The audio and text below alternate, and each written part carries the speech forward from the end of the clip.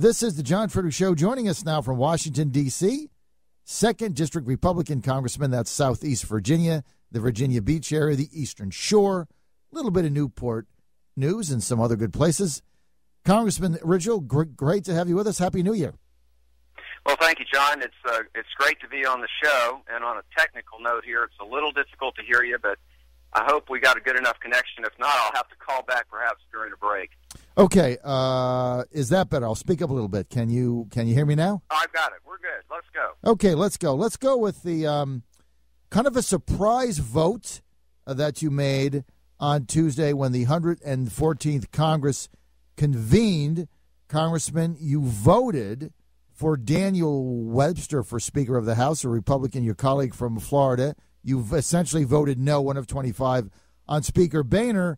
Not a lot of people saw that coming. What happened and why? Well, John, quite frankly, it's been a tough couple of days. That was a difficult decision. I first need to say, and I mean this, John Boehner's a good man. And he's doing everything he can, and he's quite capable. And it's a difficult situation where for the 4 years that I've served, we've had Harry Reid in the Senate, and, of course, President Barack Obama. And that's just a very difficult headwind to advance conservative policy. And I'm proud of many of the things that we've done in our conference. We've lowered discretionary spending significantly. We've passed so many bills that just ended up in the graveyard of Harry Reid's office.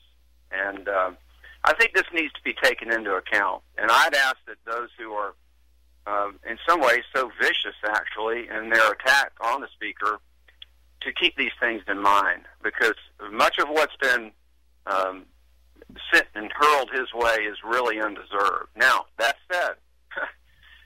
said, one of the principal objectives of my public service during the time that I have the privilege to serve this incredible district is to change Congress. Change it.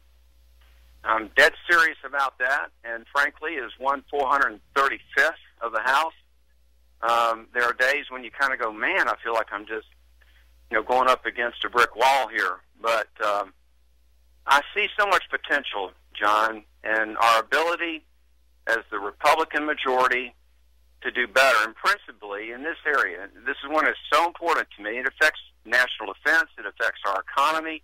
It affects our overall confidence in our government. And that is the cadence at which the House of Representatives takes up and passes, or at least brings to the House floor for a vote, the 12 appropriation bills that fund our federal government. Absent this, and absent getting it to the Senate and then to the President for signature, we run our government on continuing resolution. And this is so important, particularly for our district. Continuing resolutions are not an adequate substitute for regular appropriations bills. And people who toss around the notion of just passing CRs, as they're commonly referred to, I think they really need to pause and consider what that means. And if you'd like for me to go into that, I will. But basically, we only pass 7 out of 12 out of the House. And so importantly, it's important to note here that our House calendar is not set by the Minority Leader, Nancy Pelosi. It's not set by former Majority Leader in the Senate, Harry Reid. It's not set by President Barack Obama. And I felt like we had more potential. And when my friend Daniel Webster put himself forward, really at the last hour, at least so far as I knew. I mean, I knew about 8 minutes till 12, John, that he was I was watching C-SPAN in a little side room, waiting to go down for the 12 o'clock quorum call. So, I mean, about 8 minutes before that we were going to go down there for the quorum call, that I saw on C-SPAN that Daniel Webster had put himself forward. And I immediately got this sense of, because the other two candidates who had announced, they're good men, but they would not have earned my vote. And I would have voted for John Boehner because they're, the reasons I've already discussed. And among the three choices that I had at that time, at least what I thought I had, John was clearly the better alternative. But when Daniel came up, he is so highly regarded within our conference, and he was the majority leader in the Florida Senate. He was the House Speaker and that body in Florida. He's a gentleman, and I just thought, what I've always told our district was I'm going to vote for the man or woman who I think would best advance the policies and the reforms that I think are important to our country. And so it was very difficult for me, John, because those who make the case that this should have been resolved in conference about, a couple of months ago, frankly, they've got a point. Yes. They've got a point. And it's also true that I looked for the speaker and couldn't find him. That also put me in a bind because I don't want to be afraid of a tough conversation. Right. A tough topic, eye to eye, man to man, say, Mr. Speaker, I'm not with you on this, and here's why. And I couldn't do that. And so I was wrestling with this, but anyway, I thought, well, among these imperfect alternatives, and frankly, that's about all we're giving up here. It's just one imperfect alternative after another. I said, well, what's best and what would help me to believe that I did the right thing when I'm leaving this place for the last time, whenever that is, on that ride home, I need to know that I did everything I could to change this place, and that meant voting for Dan Webster. And so they got to my name, and I stood up and I said, Daniel Webster. And I kind of knew what that meant because it wasn't.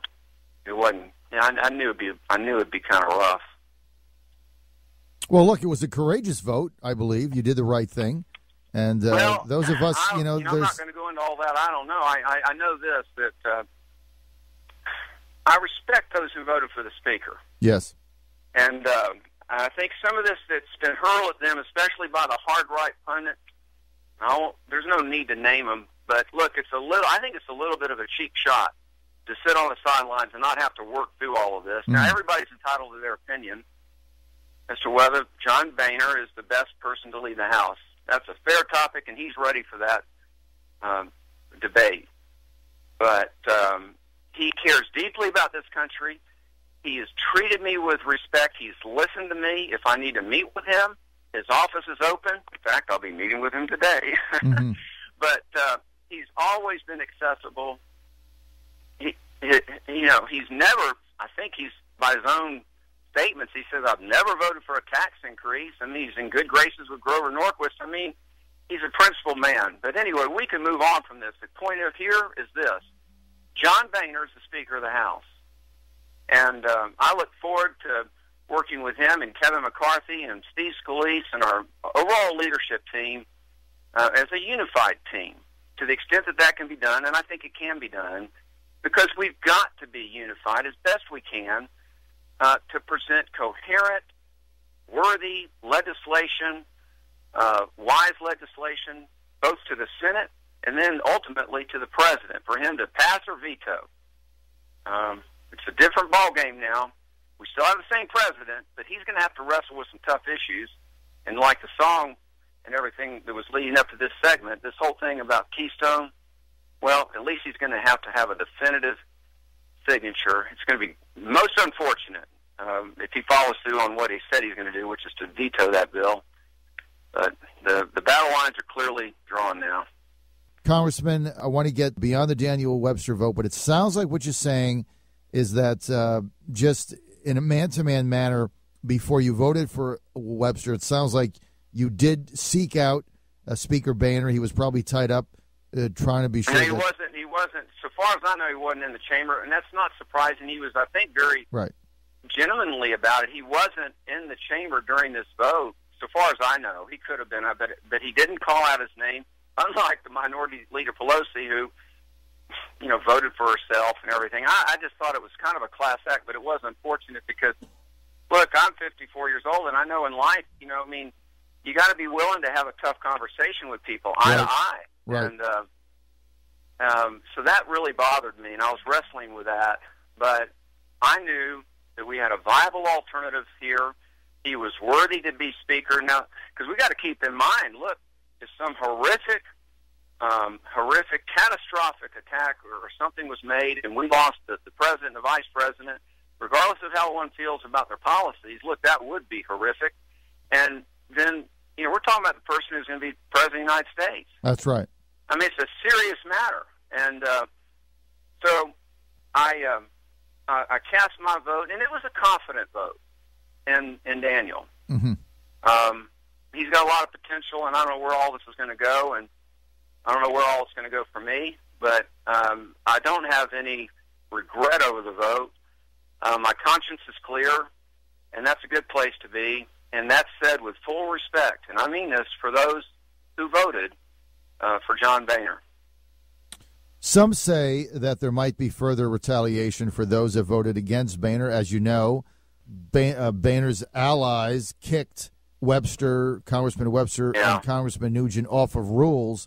Now, let's have a tough conversation right between the two of us. Now, John Boehner got on TV, Speaker Boehner, and said, "Vote. Whoever votes, vote your conscience. There'll be no retribution." And the retaliation, kicking two guys off of rules, was immediate. Now there's speculation that the much sought-after seat that you have on appropriations, that's at risk. They might kick you out of that. I mean, why don't we get on with governing the country and stop worrying about kicking people out of committees that didn't toe the line? This isn't Soviet Russia. This isn't the Chinese Communist Party. This is America. This is the House of Representatives. All right. Let's do what the Speaker said the next yesterday conference. First thing he said was, everybody take a deep breath.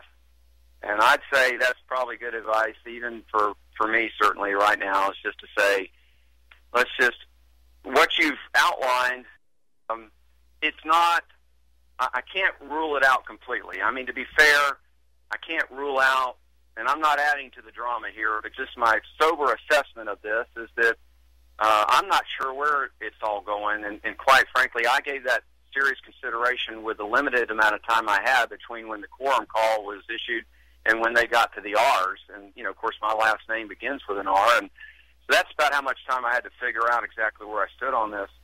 I knew that the possibility of some repercussions, and perhaps the most serious one that you've outlined there, could be the possibility.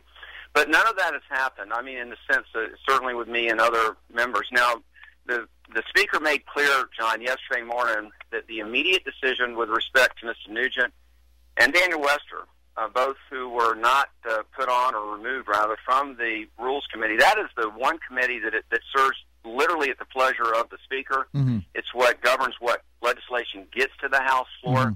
And I understand that they need to have a degree of certainty that these things that are important to the conference are going to be advanced and get down to the floor. And what he said was, yesterday, he said, look, there's been no permanent decision on this. I needed to make a decision immediately, but I want to have a family discussion. That's how he characterized it, and I think that's a good way to put it. I want to have a family discussion, just see where these members are. There are other meetings about the other 23 of us, and I'm not sure where it's all going to lead. And again, I'm not trying to add to the drama, but I'll say this. It's been my experience over 4 years with the Speaker that he is not a vindictive man. In fact, he's a forgiving man. And I think that irritates many of his loyal supporters and his friends who are very close to him. He came in with the class that he did and all that. But I don't know. I mean, a traditional model of a legislative body is this. You get sideways with the Speaker, doesn't matter what state or what level, national or state, you got to do that knowing that something could come back around. And right. So we'll just have to see. I really don't know how it's going to unfold. I've been meeting with many of the leaders, explaining to them why I made the decision that I made. They've all been gracious. I'm not saying they all agree with me. In fact, they don't. But they've all heard me out and treated me fairly, and we'll see how this goes. So I wouldn't add any more to it because, now look, if something significant happens one way or the other, then we can process that too. Okay, I've only got 2 minutes, so we've got to get you on again early next week because you've got an ethics act that is about to come up next week, and it's unclear what day it is, but it calls for mandatory annual ethics training. What we did is on my office, I advanced, and I was so pleased that the House Conference accepted this. I mean, the Republican Conference accepted my amendment to the rules, which requires all new members to take ethics training, which seems so obvious to me. Look, I think my background in the automobile business, and we'd actually give, a part-time lot attendant would get more training than a new member of Congress in many ways. And to me, this was a common sense legislation, or actually an amendment to the rules. We actually do want to make it a law. That's a different process. But David Cicilline, I give him a lot of credit. He's a Democrat from Rhode Island, and he's worked with me very closely on this, and we're working together just to say, hey, members of Congress need to go through training. And so I was very pleased that the conference adopted this, and that's now going to be required. And the new members who just got elected, they're all going to have to go through ethics training. And believe it or not, had this not been passed, that would not be the case. So it's good. It was a good way to start out the year. It is, and especially you look at what has just happened in Virginia and how things have changed here in the state legislature in Richmond, where I am. I think you're onto something with that. We're going to be following it. Congressman Rigell, we're going to have you back on next week because we've got Keystone Pipeline, we've got Homeland Security, all this stuff coming in. But I am out of time. And defunding the president's executive order. Right. I think we picked the right strategy with that, and I'll be happy to walk through that whole process with you. And I trust and hope we're going to fight to be successful on that. All right, we'll have you back next week. Final question. It's a one-word answer. College football championship, Oregon or Ohio State? Who wins? Oh, Ohio State. Come on. There you go. Scott Rigell says Ohio State.